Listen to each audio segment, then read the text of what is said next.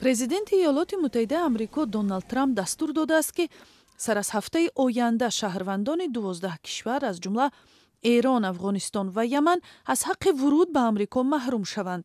Президенти амрико дар ин фармонаш мегӯяд: ман бояд барои ҳифзи амнияти миллӣ ва манфиатҳои миллии амрико ва мардумаш чора андешам.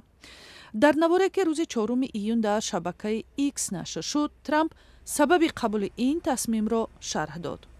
ҳамлаи террористии ахир дар шаҳри болдери аёлати Колорадо шаҳодати таҳдидҳое мебошад, ки кишвари мо бо онҳо рӯбарӯст. Ин ифротгароӣ аз дасти хориҷиён est, ки бидуни тафтиши муносиб вориди амрико мешаванд ва баъди хатми визаашон ҳам аз кишвар берун намераванд. бо иттиҳоми роҳандозии ҳамлаи Болдер, ки боиси ҷароҳати 12 нафар гардид, як марди мисрӣ боздошт шудааст, аммо номи кишвари Миср дар ин рӯйхат шомил нест.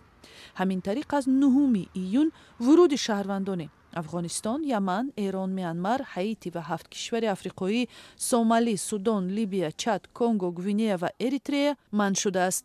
илова бар ин маҳдудиятҳои бештаре барои мусофирони кишварҳои Бурунди, Куба, Лаос, Сиерра-Леоне, Того, Туркманистон ва Венесуэла ҷорӣ хоҳад шуд. дар даври аввали раёсатҷумҳурӣ Трамп вуруди шаҳрвандони 7 кишвари асосан мусалмониро ба амрико манъ карданд, вале баъдан маъмурияти президент Байден ин иқдомро лағв намуд. соли 2023 дар рафти маъракаи пеш аз интихоботи Трамп ваъда дода буд, ки манъи вуруди шаҳрвандон аз кишварҳои мавриди ташвишро барқарор мекунад. фармони 4 июн бахше аз барномаи муфассали мубориза бо муҳоҷират аст, ки Трамп дар оғози даври дуюми президентиаш эълон карда буд.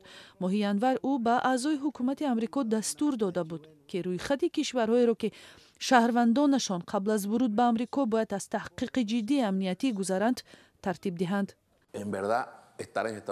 мақомдорони Венесуэла бо ишора ба фармони ахири Трамп аз шаҳрвандонашон тақозо карданд, ки аз сафар ба амрико худдорӣ кунанд, вале Сомали фавран посух дод, ки ҳозир аст тамоми масъалаҳои амниятиро бо Вашингтон дар миён гузорад.